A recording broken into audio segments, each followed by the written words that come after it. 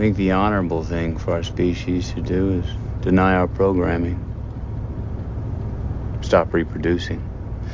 Walk hand in hand into extinction. One last midnight, brothers and sisters opting out of a raw deal. Do not trust any friends or family members. I repeat, do not trust friends. Fuck Trudeau sticker.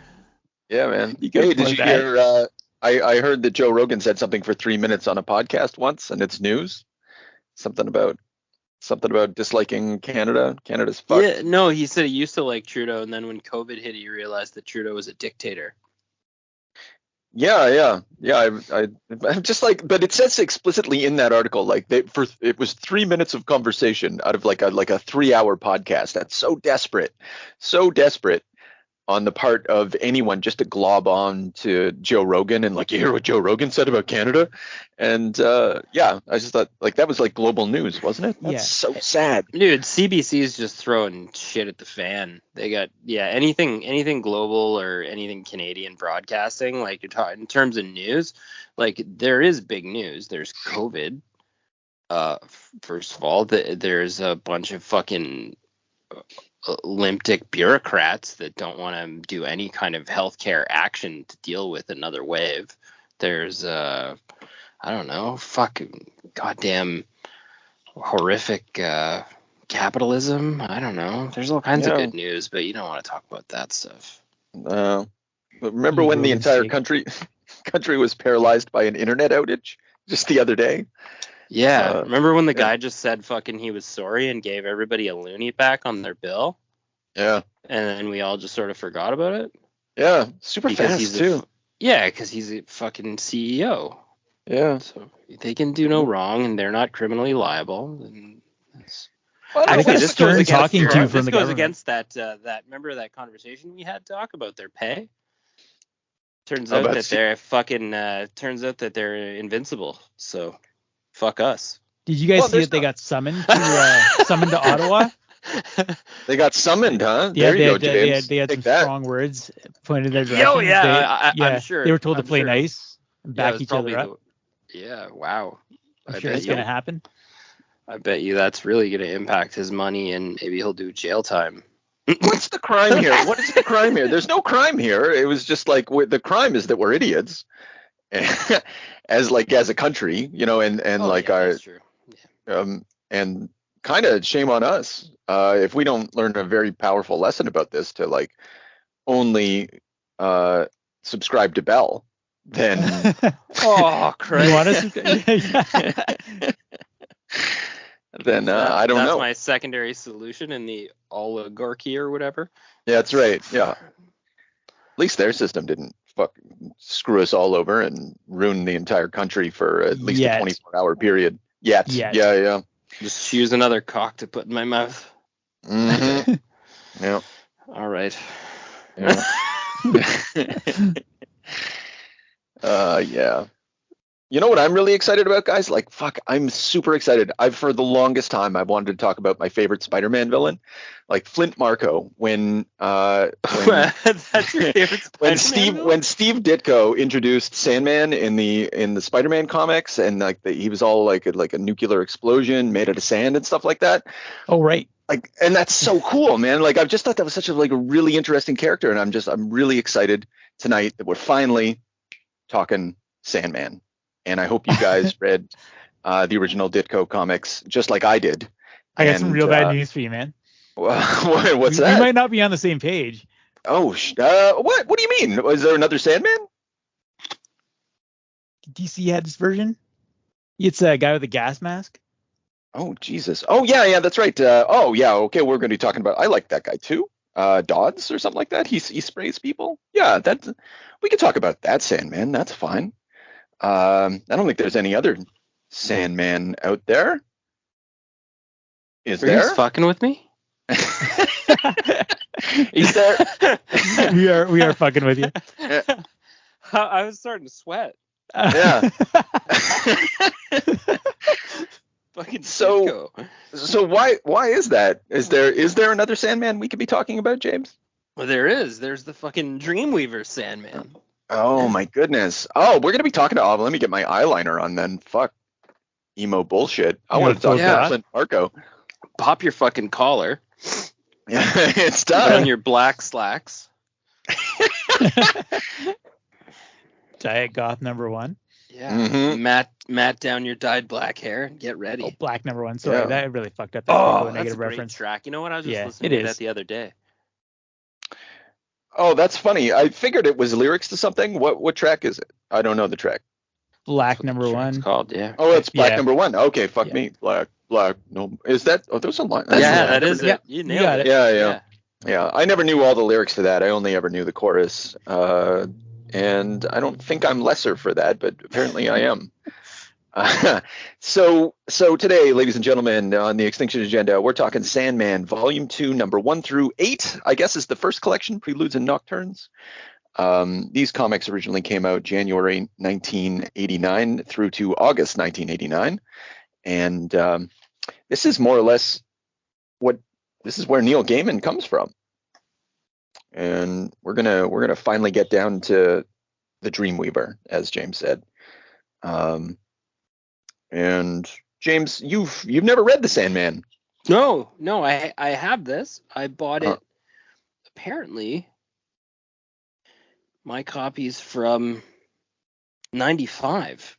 And it's all worn out and yellowed because I guess I've owned it since I was like 15 or 16. And then I think I've ripped into the first few pages and just been like, I probably turned away by a combination of art and the Dreamweaver's heavy-handedness to start his career, and was just like, no, not right now.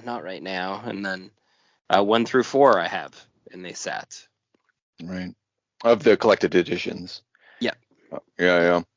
So we got Neil Gaiman. We got issues 1 through 5 have Sam Keith art. Issues 6 through 8, Mike Dringenberg takes over, inked by Malcolm Jones III. And we got Daniel Bozo doing the colors throughout, and Todd Klein doing the lettering. Yeah, Vertigo had a little house team there, eh? Like, it seems it. Yeah. Bozo and Klein. Yeah. I think they moved over to the Invisibles after this. Is gather what happened. I don't know. I usually like Sam Keith, and I did not care for Sam Keith, and I did like the art change. Well, but this is pre-Max. It's early Sam Keith, and apparently there was a disagreement between the Dreamweaver and Sam Keith, and Sam Keith was like, "Look, I'm going to go and make the Max, and I'll check you later." And then Dringenberg take over. And I agree. I think I didn't own Preludes and Nocturnes.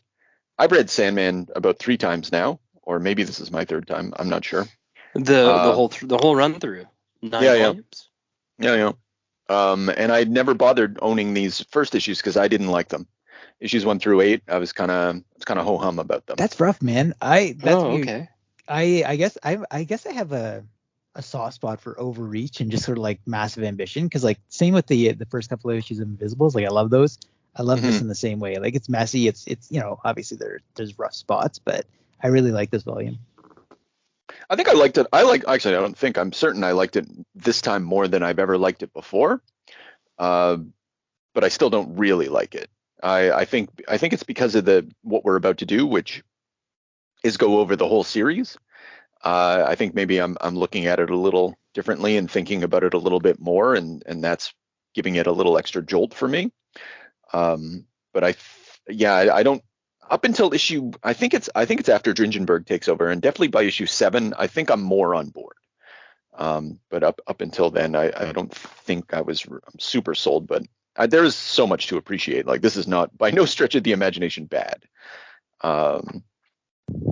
At the risk of prejudicing you now, James, what would you've read it now. You've dipped your toe into the Dreamweaver. How do you feel about this? I think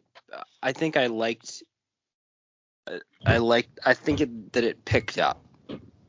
Like I think it was flat and sort of had like an uphill sort of arc for me. Like especially in terms of reading it, I was slogging the first few issues, 2-3 issues, and I was like, ugh. I would pause and I'd put my bookmark in, and I'd be like, okay, gonna try and interpret that. And then I feel like it kind of picked up steam. I'm understanding, and then as soon as we run into like as soon as our guy here starts tasking, and getting his things back, reacquiring his power, going back and visiting his home, I was like, okay, I'm on board. We've got a mission here. Right. That's like interesting. Yeah. Yeah. I don't know. No, because I guess the first issue is him just like in that glass jar, right? And then nothing's really happening. We're just kind of watching something wait. Yeah, he's silent. We're watching from outside. We're watching, like this. He's not speaking. You're watching these like overly animated, like, I guess, like cultists, like just like blather on fucking aimlessly. And I mean, I'm sure there's some deep Neil Gaiman interpretation you guys can fill me in on as we go, but it was garbage, and I was like, what is this? Yeah. And then he broke out, and then we're like, I need to get my shit back. I need my sand. I need my mask. I need my gem. We gotta move forward. Let's do some cameos. I was like, okay, we're in the DC universe now. I'm with the Sandman here. I want to go along. Yeah, that's interesting. What you're? Sorry. I was just gonna say, because Sandman doesn't show up like so they show him pretty early with his mask on and stuff, but we don't really see him until the circle is broken. We don't actually see his face. It's always like we're seeing from his perspective when he's watching everything. And it really holds us at a distance, like more so than I think I even really kind of thought about. And I can't imagine reading this as a first issue. I don't know if I would have really liked it. But perhaps I would. Who knows? Have to go back to 1989 and find out. Sorry, Chris, what were you going to say? I was going to say, listening to James like process it is actually exactly what they were thinking through when they did this comic, and sort of the editorial battle that they faced, Neil and Dave McKeon. Like they had to fight to kind of have the idea of Sandman not necessarily be the focus of every issue. They wanted, I think it's probably mutually decided upon that they should have these DCU elements to kind of like give people some signposts that they'd know that they were in this universe. Because they were doing something radically different than anything that had really been attempted in most comics before. I'll go on the record just saying, like, I like the fact that you get almost nothing out of Morpheus. It's almost like the Seinfeldian approach to starting this comic, where it's you just got him trapped in a circle for the first arc, and then but it gives the impression of the terrifying patience. Like is well, maybe I've read this 3 times, and so maybe I'm able to step back from it and look at it that way a little more, as opposed to, because it is definitely a lot of information, a lot of text, but just the idea that this thing can wait 70 years and just blink it off, and just as the original captor dies while waiting for the secrets of immortality, and his son is getting old and begging him, you could help me, and just like, fuck you, like, I'm not saying anything. That's terrifying. Go ahead. No, I was gonna say, I think I could take more now if I backtracked. Definitely, because you don't know where it's going. Went back over it again, and yeah, and I think that I think you're right too, because when Morpheus goes back and visits Lucian, and he's like, what happened? And he's like, Master, the world's not the same, as you left it. It's been X amount of time, and then you start to get perspective on like how long he waited to terrorize that guy. Yeah. And the scope of it. He's a god. He has the time to wait for these kind of things, and to pick his spots, and he even like depleted his power just to do that. It was interesting, and it's odd, and it kind of gives you like it puts him a step above everything else. Like, and I like that I like that they belittled that. Not really. They really they put it in its own universe to the point where like you knew you were dealing with gods because he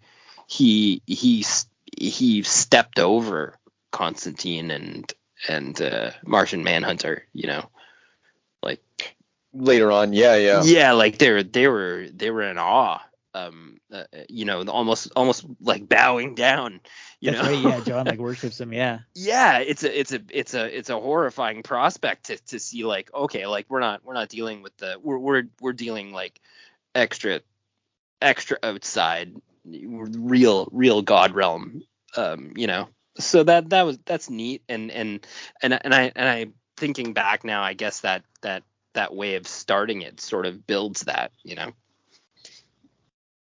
It helps because if they started off too, there's the obvious imagery. Lots of people pointing this out. He's in sort of fetal position, comes in very weak, and throughout all of this, he's sort of reborn out of like a womb, and it's it's a womb in which he's the personification of dreams and the imagination and stuff like that. And the entire time he's out, we get World War One. I think we get World War Two. I guess we would have to, right? Yep. We get the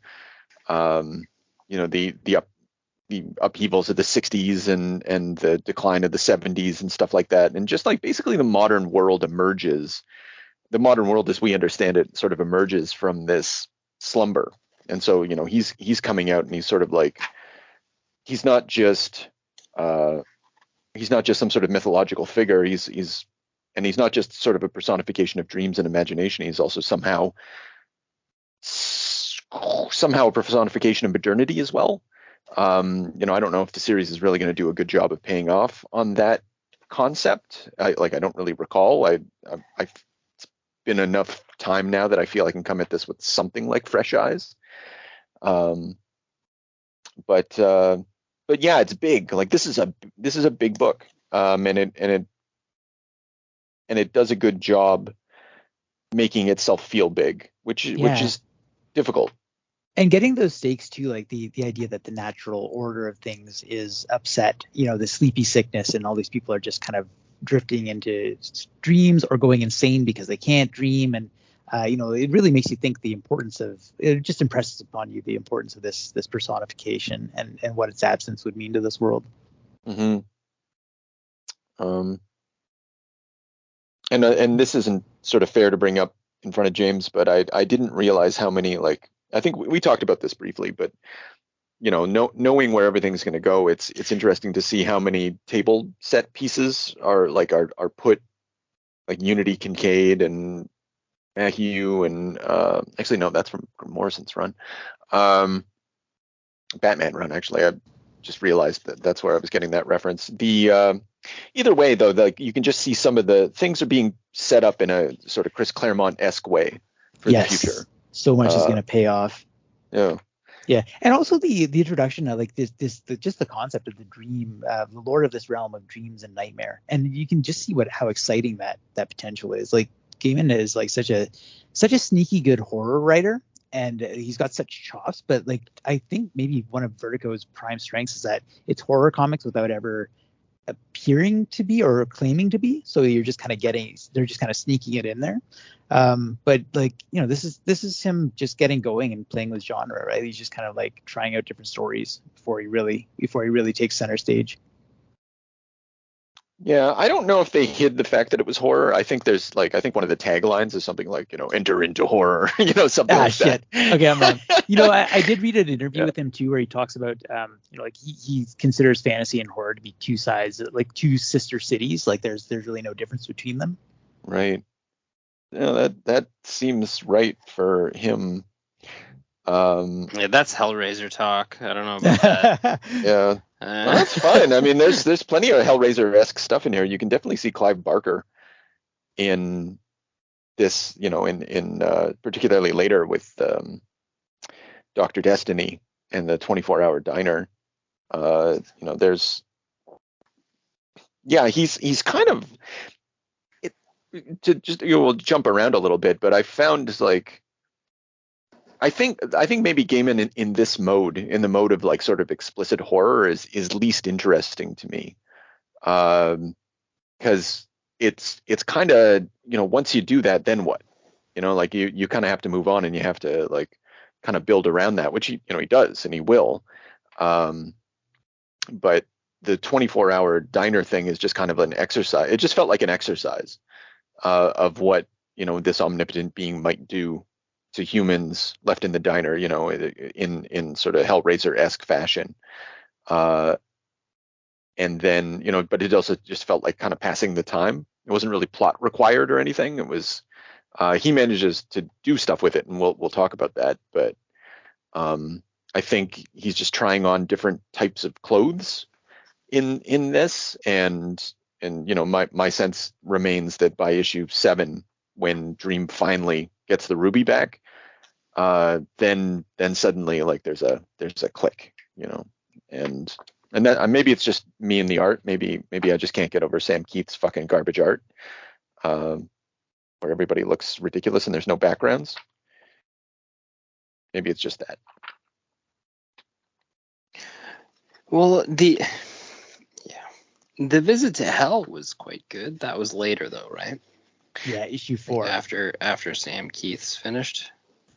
No, Sam Keith's still there, but this one's better. You're right. Like some issues are better than others. But I do see that there's no backgrounds there either. But they're so focused on Lucifer and the sort of the Hell trifecta, and what a great by the way, Hell delivery for the 90s, considering we were dealing with Spawn at the time. This was a very interesting take. It's pre-Spawn, like it's, but yeah. I mean, like Spawn comes out of this. Spawn, this idea that there, you're going to depict hell. Actually, you know what? This actually comes out of Swamp Thing. This is all Alan Moore stuff. So I don't know if Lucifer's in Swamp Thing or whatever, but like, so getting back to this idea that like, oh, we're in the DC universe and we're engaged in horror comics and stuff like that. Like it's all Alan Moore. And he's just like, he's kind of putting on his own version of the Alan Moore show, which is fair because Alan Moore taught him how to write comics and he was a mentor to him, and it makes sense. And it's less heavy-handed than Moore. I was thinking about how light Gaiman's voice is throughout all of this, even if it sometimes feels monotonous. It's like, because Moore's voice is like, oh, buns and bunt and like, and you can hear that in the text, like it's deep and iambic, and someone described like his moments of like entering into this iambic gallop. And Gaiman's he'll talk to you a little bit, hear the world being sad, listen, and everybody's just kind of light and airy, and it's a different vibe and a different tone, even though it's the same material. And I think Gaiman kind of grows out of that vibe and that tone, but. Well, I think that weirdly, I think that's why I like Neil. I think that's why I liked his novels and collaborations and stuff. Even when what was his first novel? He did one. Neverwhere. Yeah, with a was it Pratchett? Oh wait, the Terry Pratchett one. Oh, that's Good Omens. He did it was a collaboration, and I feel like Neil writes in a bit of a soft-handed way, like he wouldn't be this popular if he didn't. He caters to interpretation, for like common reading levels. Alan doesn't really do that. If that makes sense. No, it's true. Well, because there's if you contrast this with something like Watchmen, like this is not the virtuosic masterpiece of something like Watchmen, where like it's constantly structured and reverberating upon itself. And, Sandman will kind of end up doing that at the end, but not in the planned, deliberative fashion of something like Watchmen, where like it's established at the beginning and the ending is right away known and everything's in between is appropriately structured. There's there's definitely some improvisation, but not to the extent that Gaiman had to engage in over 75 issues in 5 years, beginning with not knowing what he was going to do. And I think this just has much more, like, it's just much more easier to relate with. Like Morpheus is immediately, and it's probably because he's held captive at first. He's much more, I don't want to say he's relatable, but there's something about him that you can relate with. I don't know if that's a meaning, that maybe that's a distinction without a difference, but Yeah, you just kind of feel for him. Yeah. Yeah, I mean, there's that. It's a good idea, like, because you have this being that's supposed to be, a god. So how is that the centerpiece? Well, you got to do the depowering thing a bit, so that that arc, that quest arc, you can immediately connect to that. Like, you understand the rhythm of it. You understand what the steps are going to be. It's laid out. He's got to collect these three things. Got to pull his power back in, and then he'll be good to go. Just got to face hell and all this other shit to do it. Yeah. Yeah. So, Chris, you and I talked about this briefly, but when he goes to, when he finally ends up in the dreaming, I don't know. Do we have any, I suppose actually there's a lot to say about that first issue that maybe has gone unsaid. Maybe we'll end up coming back to it, but in the second issue, when he wakes up in the dreaming, he's managed to make his way back, and he finds Lucian or whatever, but he also finds Cain and Abel and the three witches and all these other. So James, you may not know this, but in the 70s and in the 60s, like, Cain and Abel were the hosts. They were kind of like the Crypt Keeper hosts of comics horror anthologies, and same thing with the three witches. And same thing, who else? I don't think Lucian. Eve is Eve as well? Okay. Yeah.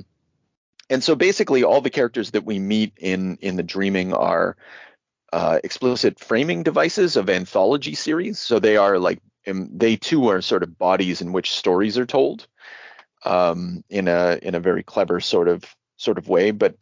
And so Gaiman's able to do that, but then he's also, that's the three witches. He immediately brings in some high Shakespearean shit, the three witches not guide him, but also sort of curse him on his quest. And, anyone who has a sense of what the three witches get up to, there's death and destruction coming. It's an immediate harbinger. This is going to sound stupid, but it's, the Bette Midler movie. Oh shit, you're right. Oh, yeah. It's fucking bad news if there's three witches, right? Yeah. That's right. No, it's classic archetype. That's a perfect example. There's a story. There's a sequel coming out. Is it going to be the same character? Is it going to be that horse face girl? What's her name? All Sarah same Jessica Parker? same actresses. Yeah. All the same actresses. Yeah. So some of those are still alive. Wow. Why can't I remember the name? Hocus Pocus. Hocus Pocus. Yes. That's what it is, Focus 2 coming your way soon. Fantastic. So, but anyway, the witch's symbol, obviously, end of the world or curse, bad shit. Yeah, like fate. This idea that one of them gives you a string, the other one measures it out, and the third one cuts. Is kind of the image, and it's kind of this idea about the structure and destiny of your life. And so it's kind of significant that he goes to them in a moment of weakness and is kind of drawn into in some sense this is another case of the three witches story. Sandman is encased within that 1960s, 1970s framing device. We might even say that it's a 75 issue Three Witches maxi series, where we think it's actually about the Sandman.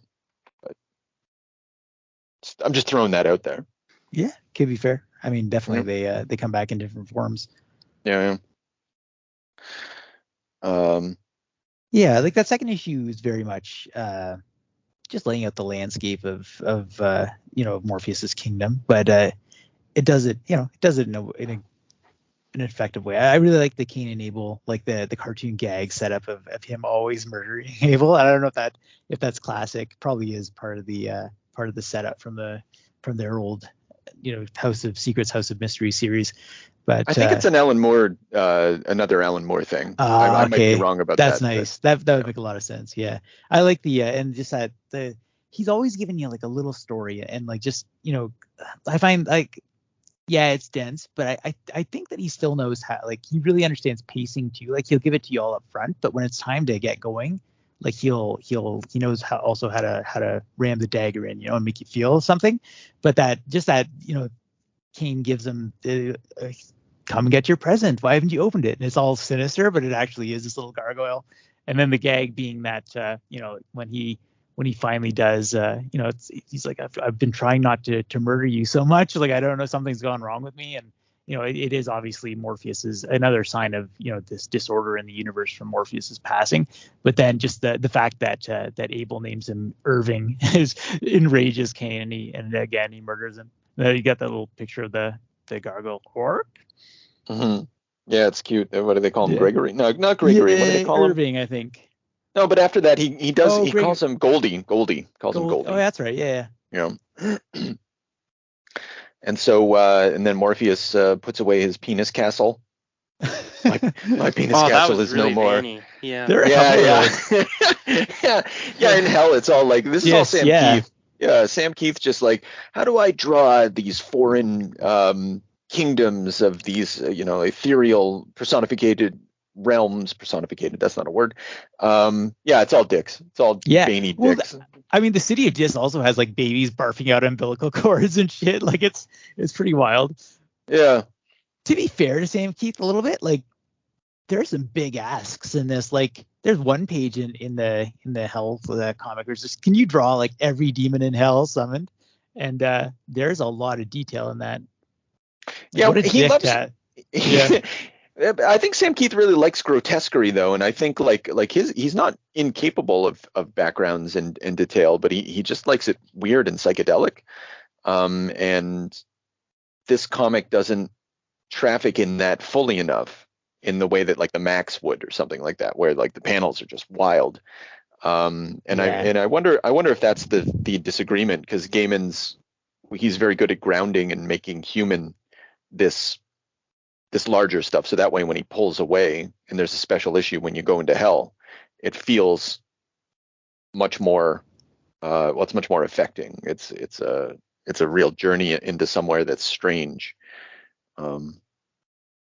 You know what else too? I was thinking, like, Gaiman's known for working with artists like really well, and just kind of like getting to know them, getting to know their strengths, and then writing and adapting his script to suit those strengths. And I wonder if part of that comes from that early conflict with Sam Keith, just sort of like learning his lesson, just kind of working with what people's strengths are. It's certainly possible. Could also just be that he's like an effective businessman, which he certainly is.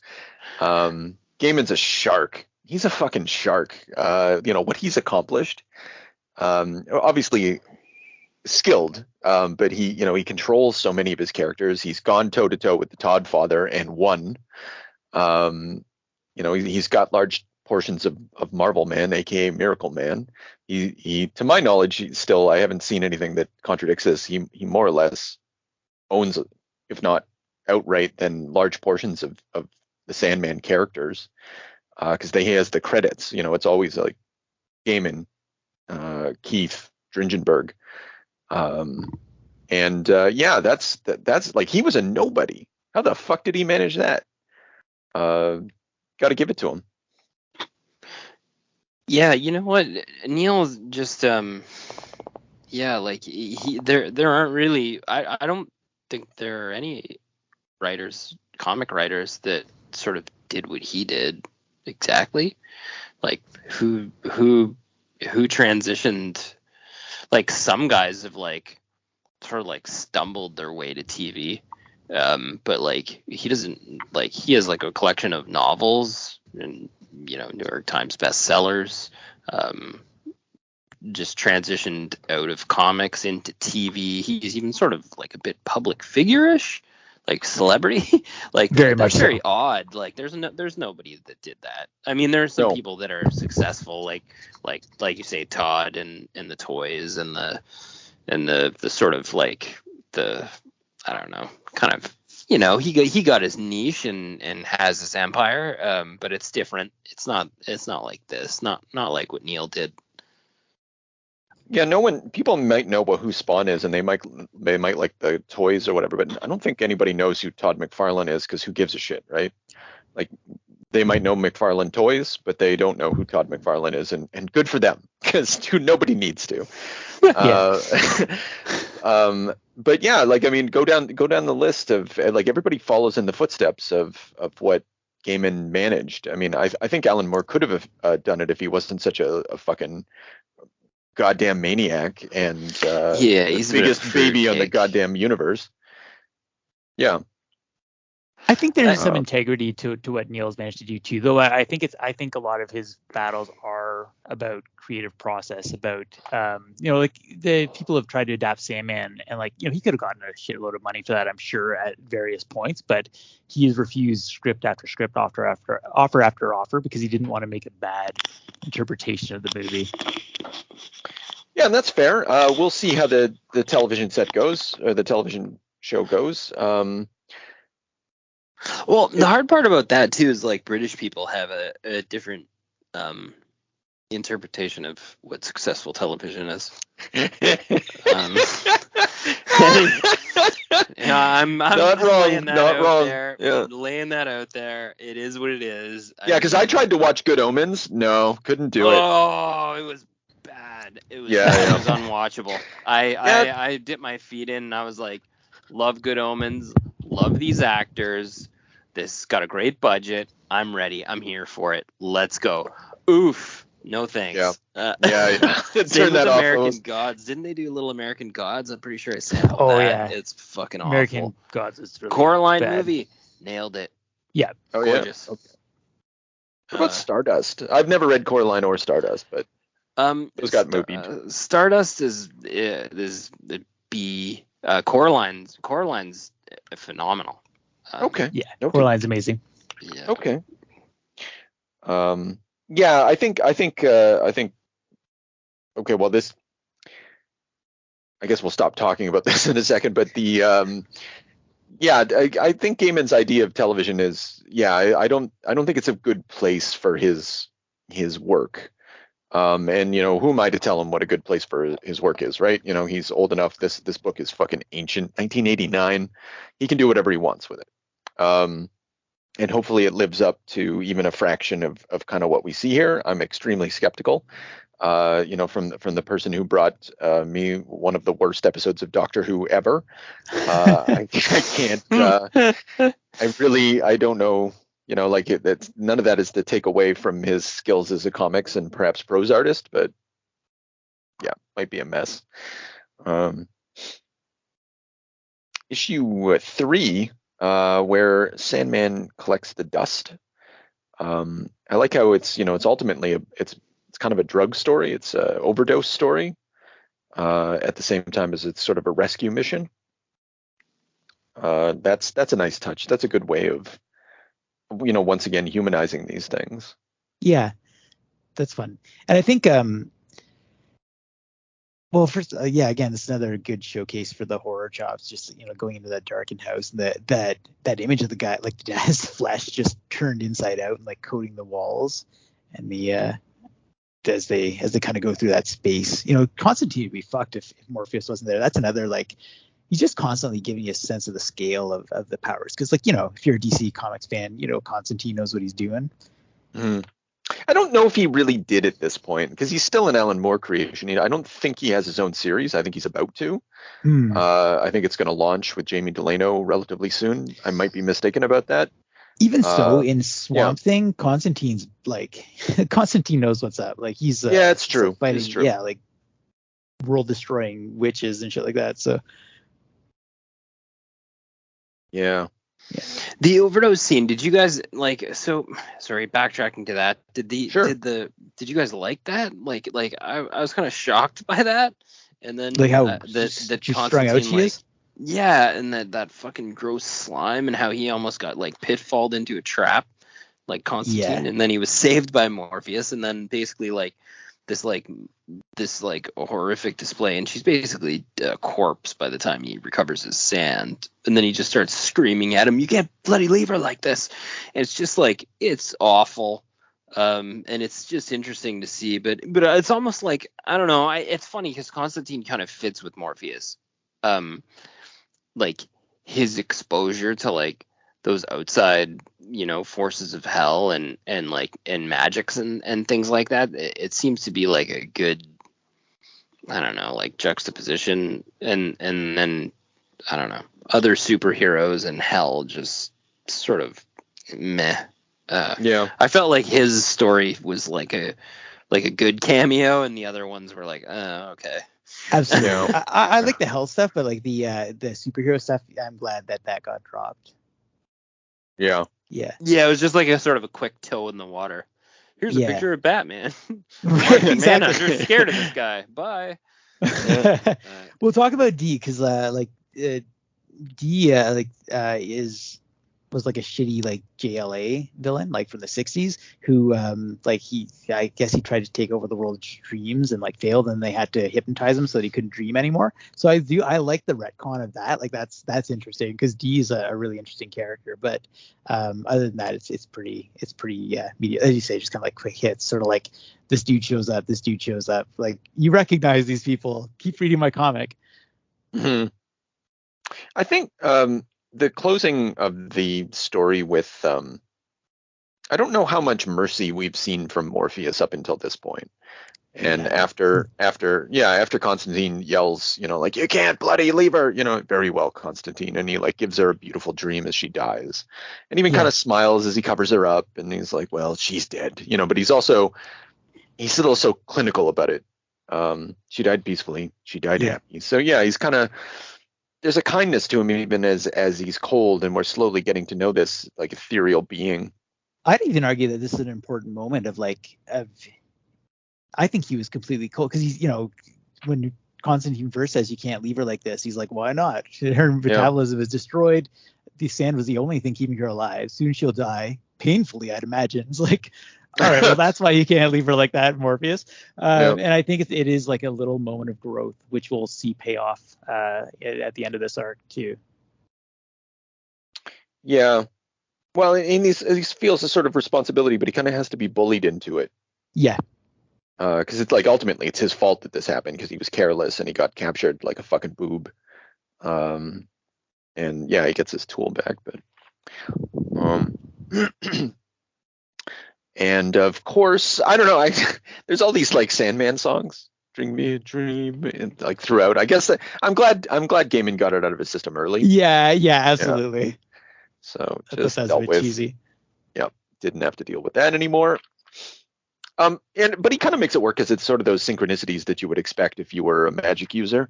Yes. And one of the most powerful beings in the entire cosmos was about to find you. Like that might be how the universe might try to tell you that that's about to happen to you. So that's kind of cool. And yeah, the journey to hell. How did you feel about the journey to hell, James? I liked it. I liked the devil reveal. The Lucifer reveal, that it's just like Tilda Swinton. That'd be perfect. It was dope. I was like, okay, fallen angel, here nice delivery. We're not gonna have a moronic looking fucking monster, something stupid, fucking Malbolgia. We're not gonna do that. We're gonna give it. So it was like, it was expected but clever. I was like, got me. And then I like the dialogue. I like the way she down talked him, or she, whatever. I think it's going to be like later on it'll be more obviously a he. I think the way Sam Keith it's a little androgynous, a bit of Bowie-ish, I guess. Yeah. But the whole book is that way a bit. Yeah, love those bat wings. Not wrong. Bat wings are cool. Yeah, and then I like. I like that there's like a sort of a trifecta of like a governing issue. Yeah. Well, this is like fucking bizarre. You're like, okay, what? That's interesting. And then I like the showdown with the demon. It was fucking clever. It reminded me of like a sort of a Star Wars cantina type of thing, fucking bizarro world.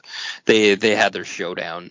They do the back and forth, and obviously the little cheesy demon gets one-upped and sucked down to the bowels of hell. It gets his little mask back. We're all good. But then I like the threats to the general environment. Like, Yeah. what if all you pieces of shit can't dream of heaven? Yeah. See the fucking Red Sea parts, and the Sandman walks out of there again. Like, really, just like, if you weren't sure that this was a god, or you weren't sure of the scope you were dealing with, there it is. He just parts the hordes of hell and strolls fucking on out of there with his belongings. So that's really, like, I don't know, that it really sort of sets the stage, I guess, sets the table. That's how I felt. Anyway. Yeah. That threat too of, like, you know, what if we just don't let you leave, is like really like a dread inducing moment, you know, like, what are you going to do against, like, all of hell marshaled against you? And he handles it. It's good. Yeah. And handily, easily. And then you're like, wow, okay. What's Morpheus up to next? And then I hated the fucking, like, the Zaz guy at the end. Oh, the guy that he battled for the That didn't do shit Torin for me, zone? guys. I don't know. Yeah, he does not a good design. Not a, The Yeah, he diner was really guy stupid. or whatever. Yeah. oh, I don't Dr. know. D. You mean like? Oh, okay. Yeah. No, that's fair. Well, that's what I was talking about. It felt kind of like the bit when he's in the car with the chick. That kind of, I was like, okay, you know, like, there's some sort of, she's a nurse and he's not well, and they're having like an extended conversation, but, you know, we'll get different mileage. But when he's just in the diner for that whole issue tormenting everyone, it kind of used up a lot of time. Yeah, love that that's issue. how I felt. And did you? And I just felt like it was. And then he just sends him back to fucking Arkham, and I just felt like that was like. I just felt like Kind of a letdown after. It was the weakest person that he had to deal with, you know, or ended up being like the most time consuming in the book. I felt like it was a misstep. It's hard to follow up hell, like Lucifer. Yeah, well, like yeah, the it's true. triumvirate. That's easily resolved by changing the order. Yeah. For me, like, why did I fucking go to hell and part the seas of hell to fight a fucking like a bald mutant in like a Batman bad guy in a fucking diner? Get the fuck out of here. Get that out of my face. That's Don't appreciate that. Yeah, Not no, happy. that's a good point. One thing I wanted to say about the hell thing that makes it especially compelling is that, like, he's extremely vulnerable at that point, and he's really just kind of tricking everyone. It just shows that, okay, so we've seen him capable of traversing ethereal realms and stuff like that. We see him as something that Constantine's very deeply concerned about. We see compassion, and then we also see guile in this, you know, and trickery. Like, so we're getting a sense of, like, what are the qualities of our hero. And I think that's another thing that I really like about these, is because you're like, oh shit, you know, he's a fucking tactician, and you're watching him, like, think through the game as they're playing that game. You know, I'm life, I'm the virus, I'm this, I'm that, and he's like, oh, okay, I recognize this strategy, and he basically has it figured. He's got to make sure he handles it well and steers his opponent towards the sort of images that he wants, and so that way he can just, you know, give the coup de grace, I am hope. It's funny because I was thinking to myself, like, is that a cheesy moment? Like, I've always loved that, but then it kind of struck me, like, is it a little cheesy? And I don't know, yeah, if you guys disagree, but I think that it's really beyond the point. It's that he won by just, like, blindsiding Turin's, and, like, it doesn't matter what it was. It's just that guy had no response, and he perfectly manipulated the game in that direction. Yeah. I think it's, you know, you said that you're in love with overreach, and I think this is a classic example of that, because, like, one of the things that you have to contend with when you want to write the story of gods, you know, battling gods, is you have to be intelligent in the way that gods are intelligent, and right, hard to do. And this whole exchange just seems, I think it's cheesy. I think it's silly, but if you accept it for, like it's also like a stand-up vaudeville show. Yeah. And they're playing a sort of a game of chess. I don't know. And even when he walks out and he's just like, you have to dream of heaven, and you're just like, okay, I can see you're definitely trying to put this on a level, Gaiman. You're trying to do some Alan Moore shit, and then also, in setting up future conflict between Hell and Morpheus. As he walked, one day, my brothers, one day, it's like, I'll get you. Yeah. It's like, yeah. Well, it's like it would be a sought after being to have in Hell. That makes sense, and it makes sense to have it be revisited. But I didn't think it was cheesy. I thought it was campy, in a good way. Yeah. And that's kind of the funny thing that Neil does is he does. I find in his other stories too that he does campy, charming things, which is a little British. It's Doctor Who-ish. It's I'm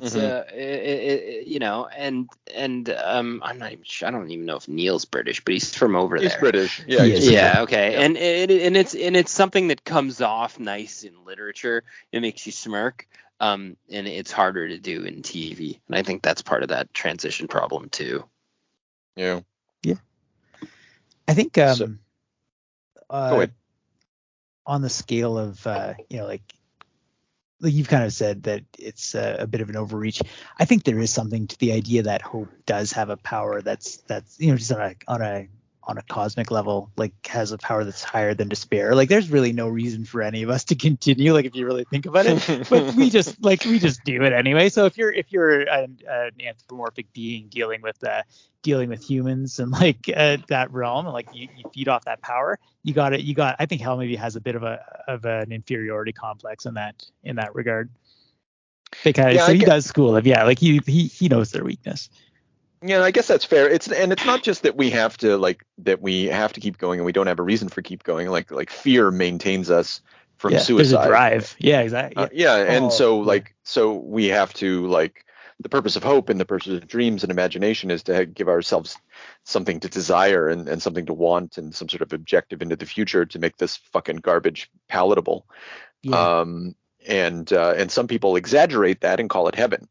And so I get it, like it's not wrong. It's just kind of, it's like just really on the nose, and but it's fine. Like it really works. It definitely works when we were kids. Holy absolutely. Fuck. I was like, wow, and nothing smarter ever happened than this. Honestly, I did feel that way. Well, and you know what's funny too? We were talking about this in terms of gore. And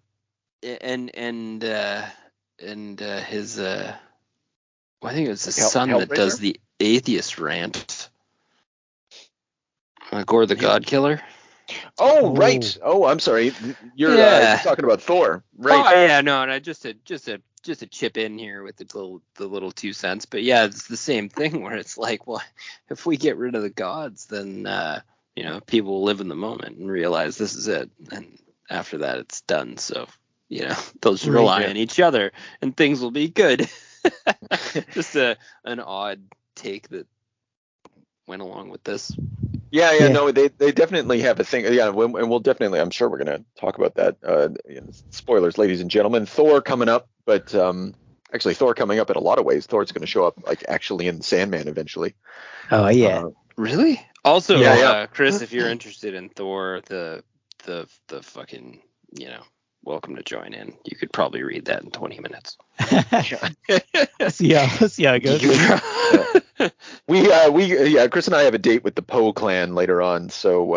Okay. Oh, it's dense. I won't throw you off then. Yeah. Just a few things I want to draw out of this issue. Which one are we talking about? The Hell one. The Hell one. Oh, okay, great. Yeah. So I think this starts setting up some really important themes that I just wanted to highlight.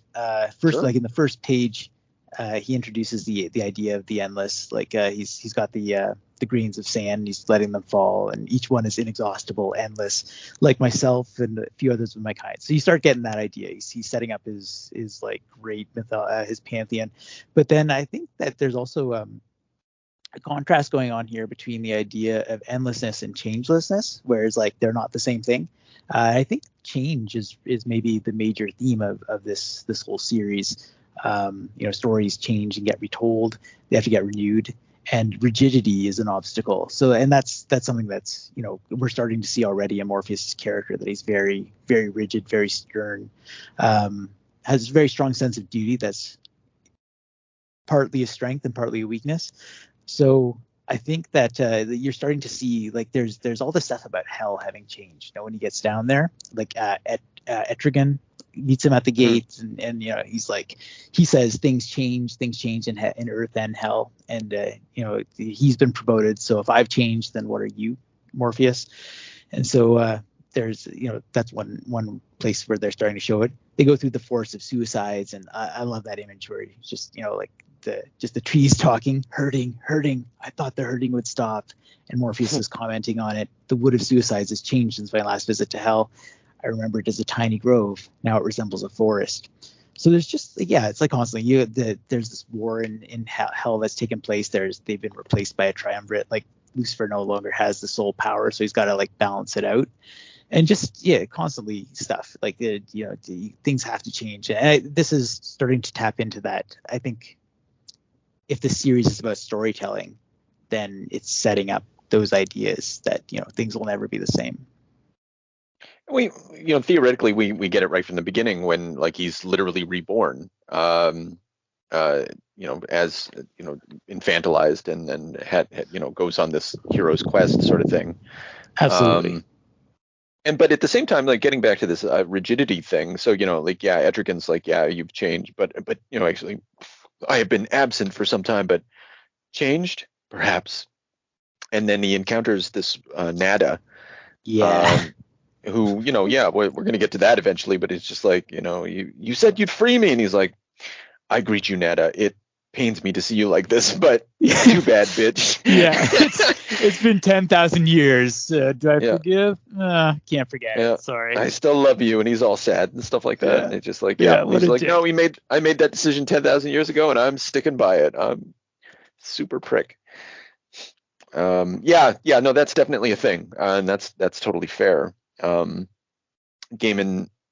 pithily summed up the series. It's like God discovers that they must change or die and makes a decision. Anything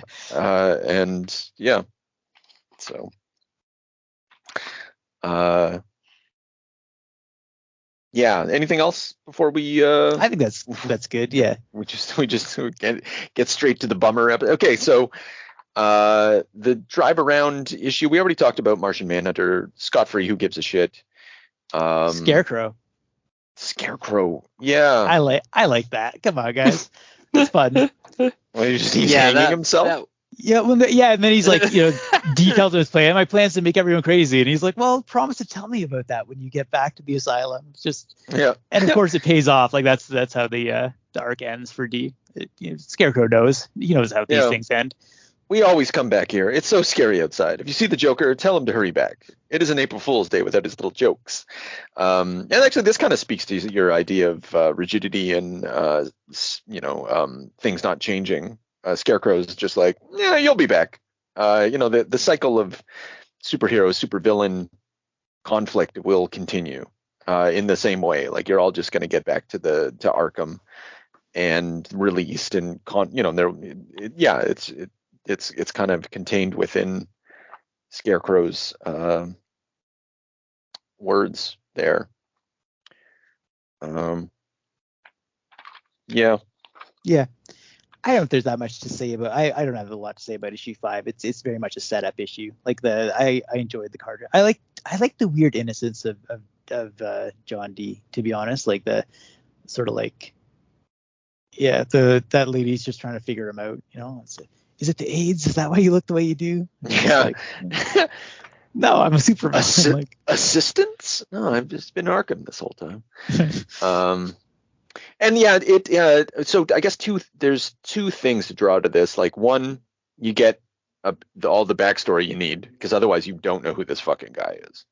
And so there's that. You also get like his patheticness, but then you get a moment for poetic. You get like Gaiman's trying to still flesh out the world through this character. If I wasn't a scientist, I couldn't have done what I did to the ruby. Do you know what dreams are made of, Rosemary Kelly? Made of? They're just dreams. No, they aren't. People think dreams aren't real because they aren't made of matter or particles. Dreams are real, but they are made of viewpoints, of images, of memories, of puns and lost hopes. And I know that's a small little bit, but it's an idea of like, how do we think about what Morpheus does and what Morpheus interacts with, and like what is it to be the Dream King? Right. What's his domain? Yeah. Yeah, and this just throws it wide open, and you're like, oh, okay. And he has a sort of authority as a scientist who can control the ruby and dreams and stuff like that. He's like a lesser dream master himself, and so there's something you can take what he's saying and use it to understand the universe in the way that maybe you wouldn't have gotten, definitely not from like the Scarecrow or something like that. Yeah. And there's just that tiny bit of tragedy to him where it's like, he can't dream, he's all fucked up because he doesn't sleep properly, and it isn't a ruby really, it's a solid dream, it's the only dream I have, and that's the influence of this thing on him as well. Like it's not totally his fault. Oh, actually, most important thing about this issue is we get who's the pumpkin dude? What's that? Dude? The later on where there's gonna like a major character in the dreaming is gonna be that guy with the pumpkin face. Oh right, yeah. What's that? This is the first appearance. He shows up in this issue. They don't name him, and he doesn't interact with Sandman. But he's there, man. First appearance of Pumpkin Dude. Good. Wish I could remember his name.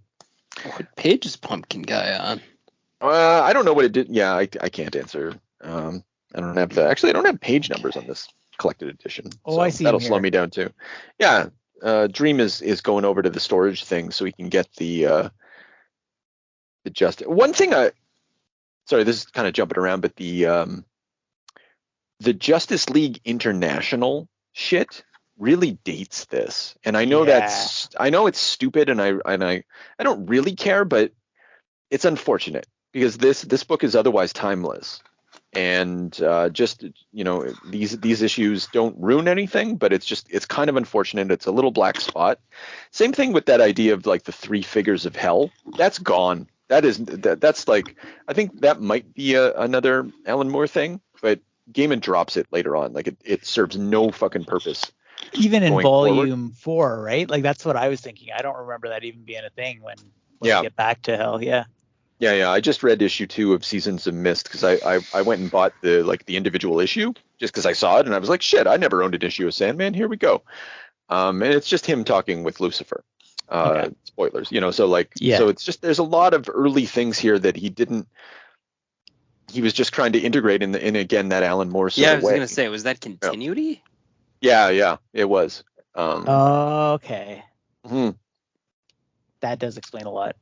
Yeah. So it's kind of unfortunate, but like I understand.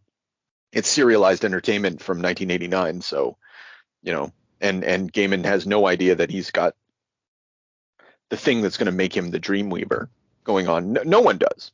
No one realizes this is like 8 issues because like maybe you're never going to get another story. Like it's like here's a very like structured narrative because we can wrap this up. Mm-hmm. But apparently did extremely well, and here we are.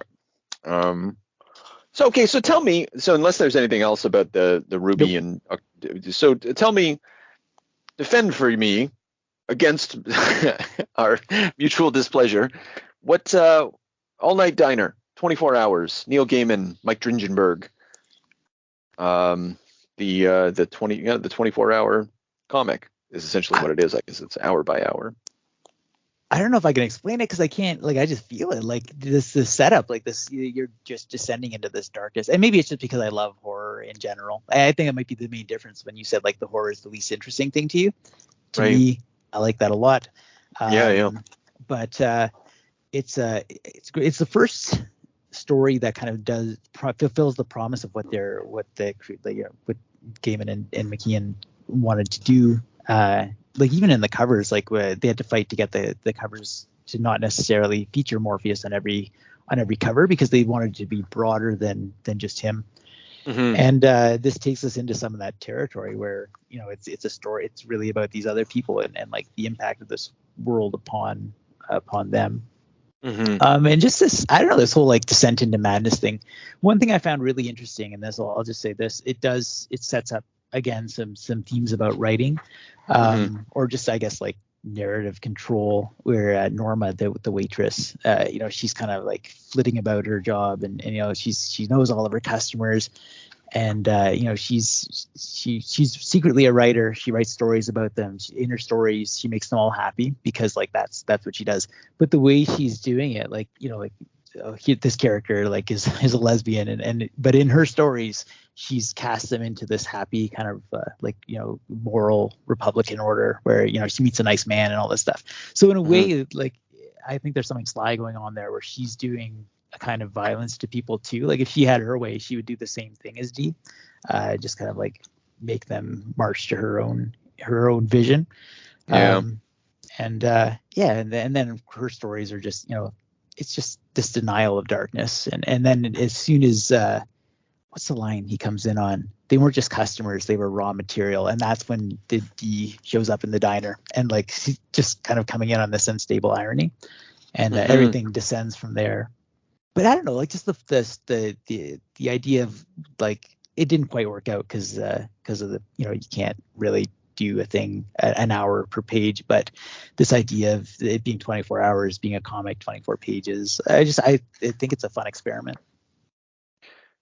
Yeah, I guess it's kind of. I claimed that this book wasn't virtuosic in the way that an Alan Moore book would be, but maybe this one puts the lie to that. Actually, no. Bet's. If I, reading Gaiman's, in that Sandman companion, he's talking about in the interview, Gaiman's like, everyone's talking about how, when death later shows up, and that kind of being the moment when Gaiman finds himself. And I remember him saying something like, actually, it was this issue. It was with Bet. And then it was like, oh, this is about stories. I feel that. Absolutely. Yeah. And I do as well, because, although I didn't really care for all of this, but I'll always show up for some Event Horizon shit. I'm right, exactly. I'm down for that. That's fine. Like this didn't offend me or anything, which is ironic because it features necrophilia and a number of other unpleasant trees. But man, I'm so sad that you guys like this so much. Trash it for us, James. Let us know what you think. It was just so fucking meh. Like, I guess like there was horror. I mean, like but it was just so muted by this fucking art style. It was like a shitty Andy Warhol. It was like and it was just like the horror was all comics coded to the point where it was almost like just hard to follow, like in terms of like frame by frame art. And then the horror moments were almost laughable. And then I don't know. I just took the really hour 22 where I realized everyone's dead. I was like, oh, cool. And that then in hour 23 eats a fly and looks at us. That's and I funny. was just like, I don't know. Yeah. Didn't hit it for me. I like the idea that there are effects and stories told outside of the direct story.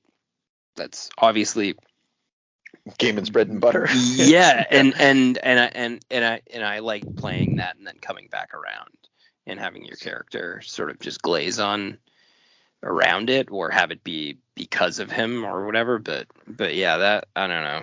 I think I was so down on that on D, that I that didn't do anything for me. I think you and I are closer in attitude about this than me and Rev. Like I just see what Gaiman's attempting to do, and I think, Chris, you've helped me see a little bit more clearly what I think Gaiman's up to. But I still really don't like it. Just feels like a placeholder for me. And now that you've pointed out, James, that like the art is difficult to follow, I think I agree. You know, like I'm looking at, I don't know what I'm looking at sometimes, and it's unfortunate. I think it is like a Comics Code issue. It might very well be still under the Comics Code at this point, such as it is at the time.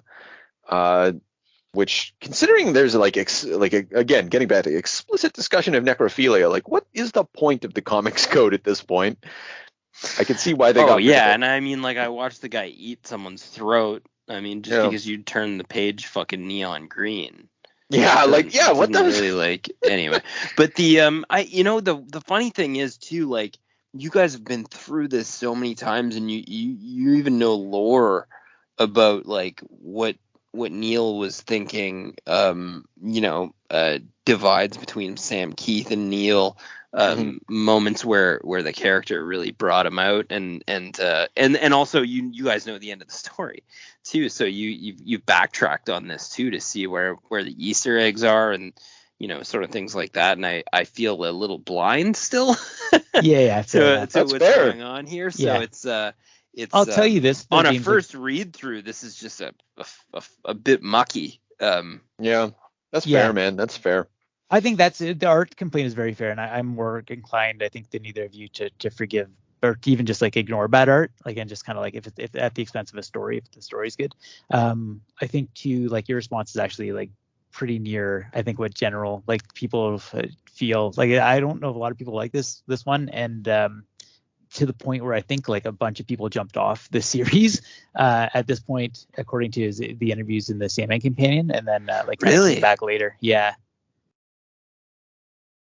Well, it's funny because it gained so much steam. Like growing up, we all were told, or not were told, but it was sort of like, it wasn't unspoken that, like, if you read comics, you need to read, I always say this, The Dark Knight, The Watchmen, The Preacher, and this. Yeah. I don't know. That for some reason that's just like what you're supposed to do. You don't fucking know what you're talking about if you haven't done that. You don't. No, that's fair. You don't have like a basic like what's the canon? I'm sure we could talk about what the canon is, but those things are definitely in the canon. And that's definitely informed with what's to, like, the rest of the series too, like where this goes. Like, I think a lot of people just there weren't that many readers for this initial run. I think before we talk next time, I'm going to look up all like the sales figures. That'd be interesting. Really so we can get a sense of like what the ebb and flow was on this. I bet it takes off on issue 8. I can't imagine that issue 6, the 24-hour diner, really threw people off. But I guess we'll see. But there's got to be a ramp up, right? Like you guys are saying, it's got to be the next book. There's got to be a ramp up here where people were like, holy shit, and then started getting on. I don't know when that happened, but it did happen. I guess we'll find out as we go through the series and I read about every bit. But half of me wants to say it's Dave McKean's covers that drew people in. That was so fucking unique. They are fantastic, at the time. yeah. And to see them, I would have loved to see them on a newsstand. I would have been immediately drawn to that, no matter what was in the book. Yeah. Sure. The lore is that issue 8, when Death shows up, is but I would say, like, honestly, if I was reading this, issue 7 is where for me I'm like, okay, fuck, we've arrived, because like just that simple moment when suddenly Morpheus is holding D in his hand, he's like, thanks, John D. That's amazing. Yeah, and it just like and then he's like, he's so cutesy at that moment, like he's transformed completely, and he's got his head in his arms, and he's like kneeling over, and it's just like it's kind of like a fashion show all of a sudden, and there's no more stakes, there's no more danger. Morpheus is the king of the dreams again. And for me, that's when the series, I was like, okay, this is the territory that I'm familiar with.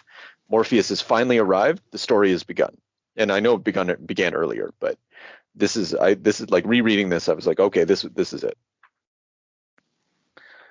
And everything up to this was just kind of like fooling around. Yeah, and great finding example your feet. of how to do a magical battle, like the sort of like, we've complained before about the dueling power, like dueling rays, like bouncing back and forth and shit like that. So, but this is sort of like, there's like trickery, there's going to different spaces, like just like this is Morpheus's territory, and Dee's like obviously overmatched, but he's got the ruby that when he pops out of the door and they're all like, "Hail Caesar," and like it's sort of like dreamlike, and this like words are shifting around, he's just kind of lost sight of who he is at that moment until he kind of like snaps back to it. But yeah, it's really cool. Oh, see, good. Yes, that's it. And he's figuring it out. And like that constant refrain in the background where it's all black and white and he's talking to us, about how the world's going, listen to a world in pain. Listen, you can hear it. And all these like horrible apocalyptic things are happening in the background. And it adds real world stakes to us, like a simple superhero supervillain battle, which is not a simple superhero supervillain battle. Like it's really, there's sort of a virtuosity, I feel like, more at play here than there ever was before, and I still don't super care for it, but it's there.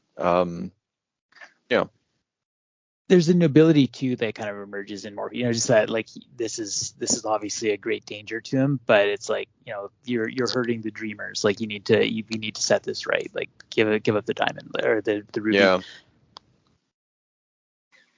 Yeah. And then we're introduced. I don't know if were we introduced to Eve previously. Eve stares out from her cave at the erupting dreamscape. They showed her.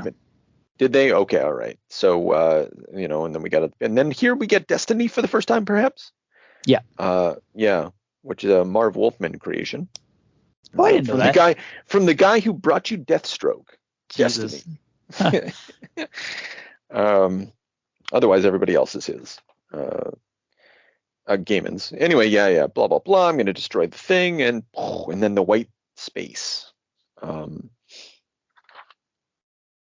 And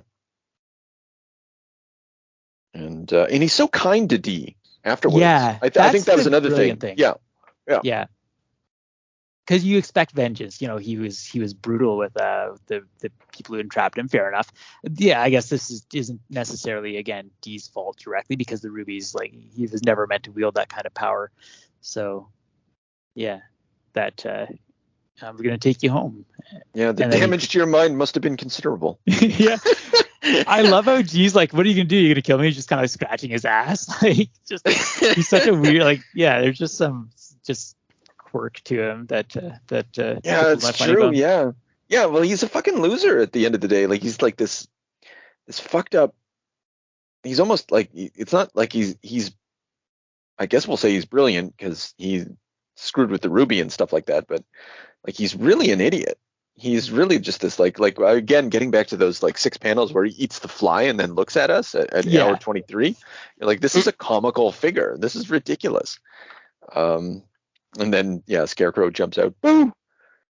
Oh, sorry, hang on. I'm afraid I can't see a thing without my spectacles. What a dick. And a Wizard of Oz. There's no place like home, Professor Crane. And so we've got like, did he plan that? Or did he and who's the Tin Man? And who's the Cowardly Lion? One of them is Morpheus, right? Is Morpheus the Cowardly Lion? It's a weird place to like insert yet another mythology, and just like layering like you just like it. He's something's happening here, and he's realizing what he can do. Yeah, it's associative. It's really tapping into that, just like the flow of the story. Yeah. And then he contrasted at the end. Everybody's getting a good night's sleep. Listen, you can hear it. Perhaps you will tonight. Yeah. So James, so you met Death, right? In Preludes and Nocturnes, issue 8? Yes. Yeah. Okay. All right, so go. How'd you feel about that? Did you know what was going to happen? No. Okay. And So when cool. and Man, I wish I was you. it was really Like, neat because I was surprised, and then I thought, well, who the fuck is this? And well, I didn't know who it was. First of all, I didn't know if it was just like a chick that was hitting on him. That was also gothic. Right. And then eventually, obviously their conversations, and then I'm like, this is a god, or this is his sister or whatever, and that sort of comes out, and then it just, their conversations so bizarre, and then that sort of turns and she starts taking lives, but I kept backtracking to see when the life was taken. Right. Like, yeah, because this person's dead, or this person ran into traffic, or she snatched a fucking baby, and that was so fucking black. I read that over like 3 or 4 times. Yeah, that sticks with you. Yeah, it was so bizarre. Yeah, is that all there was? That's all I get? Yeah, I'm afraid so. Mm-hmm. Yeah, and she's just sort of moving from place to place. She's like doing her tasks. Yeah, you've given me so much to think about. And then they just part. That was weird, and it was like, I think it was just because it was so unexpected. Yeah, such a quiet issue. Like not at the start, because he's, I don't know. Yeah. It's kind of a way to that, like it's so okay. So it opens up. It's a character moment, and there's jokes, and it's quaintly British in the way that you were referring to, James. And then it's a way of doing horror and showing a bunch of fucking horror, like a bunch of horror happens, but also to give it like a. And I think this is another reason why in the lore this is treated as and I think it actually happened in issue 7, but in the lore is issue 8. Gaiman finds his voice, where it's like all this horror and all this like human tragedy is given this sing-song sheen, that this idea that it's just a story, there's a story happening about tragedy and violence and horror and all that stuff, and I think like Neil Gaiman is thought to have arrived at this moment, and I think there's some truth to that, because it is very different. Than not totally different, but a full expression of something that we saw in issue 7, and a way of just reframing horror and turning a horror comic into something that is not run of the mill. Yeah, and it feels like it's of a higher caliber.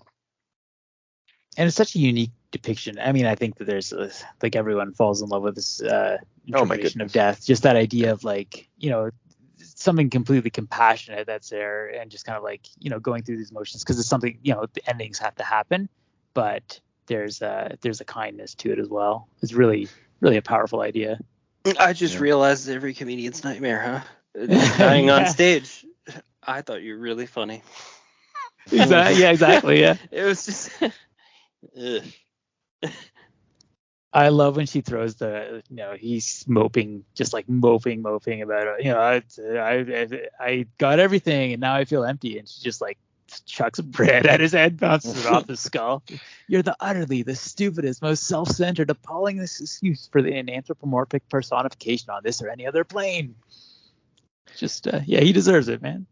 Yeah, infantile, adolescent, pathetic specimen, and it's good because it's like the series is it's really heavy, and again we see some of that lightness emerge at the end of issue 7, but it's just been so heavy and so self-important, and there's a real risk, as there always is in life, of just taking yourself too seriously, and this series needs some levity, and Gaiman operates better when there's levity. And so death comes in, appropriately, and just kind of clears the deck, and just it just breaks the frame of everything we've seen so far, because you've only had Morpheus' perspective, and now you're just seeing like someone just being like, you're an idiot, like all this misery you put on yourself, like fuck you, man. I read in that one useful thing I saw in that Sandman companion was that they pointed out that bread is the universal symbol of life. So like when she like whips the bread at his head, it's very symbolic. Yeah, exactly. That's funny. That's a funny way of doing that. Yeah. Yeah. I will say, however, I don't care for the final image when he's happy and he's throwing like sand at the birds, and I'm just like, okay, that's dumb. But otherwise, he's kind of set straight in the way that he's talked with a family member. I think that's another thing that causes you to like grow close to this character, is like you have to give us something to latch onto, and what is more universal than family? And that's such a simple and basic but also profound move on Gaiman's part. And it was kind of like alluded to earlier, but it's finally starting to sort of come to fruition, and as we're going to see in the next we're going to meet some more members at the Endless, and the stories are going to like flow from that. And actually, I would say like the everything that the entire series flows from the next trade paperback, building off of this. Yeah. Yeah. For some reason, Morpheus is fun and all of a sudden likable, and not just at the end. I don't know how he gets you to empathize with a god, but he did it. Sure did. You not just empathize, but you're rooting for him, And I don't really even know why. Yeah. Exactly. Well, he's got his groove back now, I guess. And you're like, what's next? What's next, Morpheus? Fucking just like that movie with David Spade. Exactly. What? The Emperor's What movie with David whatever. Spade? Oh, the Emperor. Okay, I know what you're talking about. Oh, okay. yeah. Right. Love that movie. The one last thing I wanted to point out, just like thematically, there's a lot again that takes place or setting up like some meta stuff where this is an issue really also about endings, and Morpheus is kind of brooding about I'm unfulfilled, like when my quest is over, the thing ended, and Death is like the bringer of endings. She's seen a lot of them, and we also got that idea from the 24-hour diner that stories told long enough end in death. So I think there's something really compelling about that idea of like, death being the one to encourage him to look at, like, shut up, it's not an ending, it's a new beginning. And I know it sounds like trite or kind of hokey when you say it out loud, but it hits you at an emotional level in this issue. No, and yeah, I'm glad you brought that up, because again, if it is the case that Gaiman in that moment, in that 24-hour diner story, was like, oh, I get it. This is kind of what this series is about. Those words are so prophetic. Those, they are basically an encapsulation of something that we're going to grapple with throughout the entire series. This idea that all stories, if they go on long enough, are going to end in death. And then of course, we actually meet death. And I kind of wanted to point out something like this story takes place in amongst a sort of monumental architecture. I think this is Washington Park in New York City. Might be wrong about that. I forget what it's called, but I've been there. It's just looking at this huge, it's not an Arc de Triomphe, but it's reminiscent of. And Morpheus is a king. This idea of one's kingdom and of being a monarch and of the responsibility of empire is going to also be a persistent and inescapable theme as we move forward. And so it's kind of fitting that's where this story takes place. That's great. I'm just noticing as I flip through the rest of the issue, there's again no fucking backgrounds. They all disappear after that point. Yeah, so true. Yeah. Oh, maybe towards the end. Okay, so it's a shame though. Yeah. It's fucking Vertigo. It's a Vertigo curse. We're gonna get further and further away from the curse of early Vertigo art. as we proceed. That's another reason I never wanted to own this first trade paperback, because I was like, I don't give a fuck about this book. but I kind of give more of a fuck about it now. But if you're looking at it, if you're looking at the comic, do we want to should we do Guilty or Innocent on volume 1? Yeah, all right, okay. Gentlemen, Preludes and Nocturnes, Guilty or Innocent? Who wants to go first? I'll go first. I'm going to say Preludes and Nocturne, Guilty of Witchcraft. Neil wove a spell over my heart all over again. I won't forgive him for it. Yeah. Yeah. All right. Well, I'm gonna say.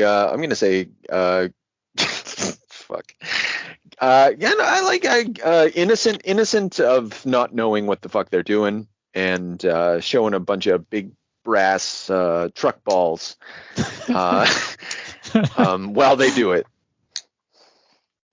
All right. Yeah, I'm gonna say Innocent as well. I care about what's going to happen to Morpheus, and I'm interested to see where the story goes, and now consequently semi-interested in the whole thing. And I wasn't at all. 1995. That's how it starts. You want to know when the backgrounds are coming in. Yeah. I'm ready for some fine background art. I just kind of want to say that again. I'm really disappointed that we didn't talk about Flint Marko, greatest Spider-Man villain of them all, and I feel fucking ambushed by this goddamn bullshit. But I'm glad that I happened to have read this recently, and I don't know. You should be ashamed of yourselves. You should have told me what we were doing tonight. Yeah. Episode 500, the real Sandman. Tobey Maguire, Tobey Maguire, and fucking Lowell. Yeah. I was the greatest comic book movie event of all time. Oh, yeah. Now all we need is a little energon and a lot of luck.